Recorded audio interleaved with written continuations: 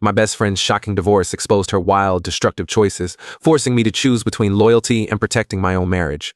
Plus one update. My 40 female best friend, 38 female, is going through a divorce with her husband, 44 male. We'll call them Alice and Ken. My husband, 37 male, and I have been together for 10 years and have always been close with Ken and Alice. Alice and I have been friends since long before we met either of our partners. My husband and Ken have become good friends over the years, and they hang out just the two of them semi-frequently. About a month ago, Ken told Alice he wanted a divorce. She told me for the last 6 months they've been having issues. According to her, the problem stemmed from Ken's issues with her job. 3 years ago, she accepted a promotion at her company. The promotion required her to travel 3 to 4 months out of the year, and she works a lot even when she isn't on assignment. She's always been insanely ambitious and successful. I think it's important to note that Ken works full-time as a tradesman. He works out of his shop, metalwork, on their property, and stays pretty busy. She makes more than he does, but I wouldn't call her the breadwinner. Alice has a daughter, 12 female, from a previous relationship. Her biological dad isn't in the picture, and Ken has been her dad since she was 4. According to her, Ken has been asking her to either take a position that requires less hours and responsibility, or find a new job that doesn't require any travel. She's been telling him she will, but has been putting it off, thinking he'd drop it eventually. This has been going on for a while. She didn't tell me how long exactly. It all came to a head when she extended a business trip. She was on the trip at the time and forgot about a family vacation they had planned for when she got back. She didn't consult him about extending her business trip before agreeing to it. She apologized and promised to make it up to him and their daughter. She said she didn't have a choice when it came to extending the business trip. Whether that's true or not, I have no idea. Ken was upset but didn't blow up. When she got home though, his stuff was packed and he'd moved most of his shop and tools into storage. He hadn't told her any of this and was acting like everything was fine until this point. She called me and was crushed. She kept saying, "I didn't think he'd do it," over and over. What was at first sadness on her end quickly became resentment and anger when Ken made it clear there was no getting back together. Ken and my husband were in contact during this whole ordeal. My husband knew they were having issues but didn't know the extent of it until after Ken left Alice. Ken told my husband that Alice had been checked out of the relationship ever since she took the new position. They don't do anything as a family anymore. Alice doesn't make time for them to talk when she travels.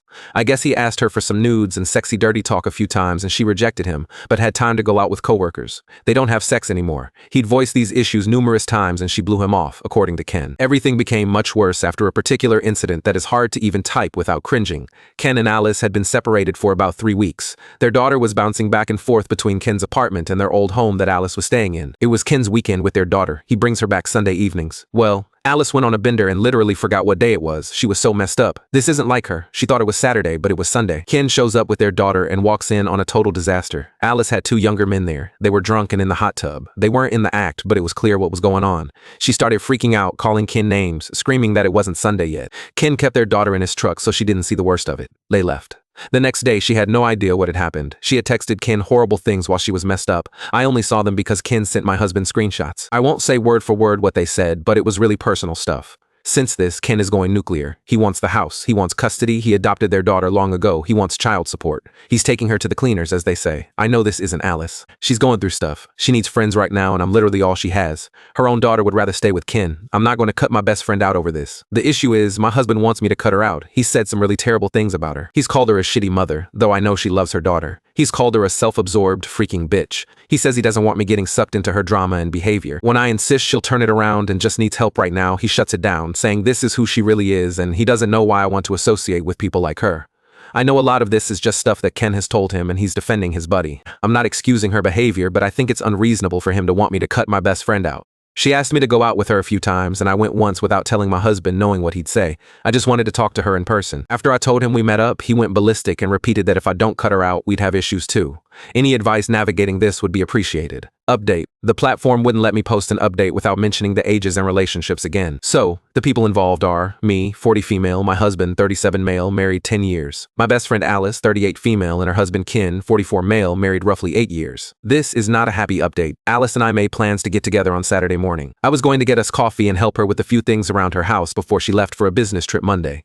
My intention was to tell her that we, her family and mine, are worried about her and we all want to see her happy, but her behavior was worrying us. I was hoping we'd have a heart-to-heart. I was hoping I'd see my friend again. I was hoping she'd agree to see a therapist. I was hoping she'd take a step in the right direction. None of that happened. She was combative from the second I showed up at her place, almost like she knew what my intentions were before I even said anything. When I told her I was worried about her, she said she was fine and has just been blowing off steam and having some fun. She said she works hard and can do whatever she wants now that Ken left her. She talked about how ungrateful Ken was over the years for all her hard work and everything she's paid for and done for him.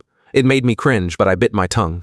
For the record, Ken is a hard-working guy who didn't need her money. He was the breadwinner when they first got together. She makes quite a bit more than him now, but in no way was he dependent on her. Some of you pointed out it was likely that Alice was cheating on Ken. I asked her and she got extremely defensive. She gave me the whole, "I can't believe you'd even ask me that" attitude. I reminded her about the hot tub incident and the optics of it all. She blew it off and swore she'd never cheated. I asked who the guys were. Turns out they were interns at her company. When I asked how old they were, she simply said they were legal. The way she said it made me wonder if that's how dirty old men talk about younger women.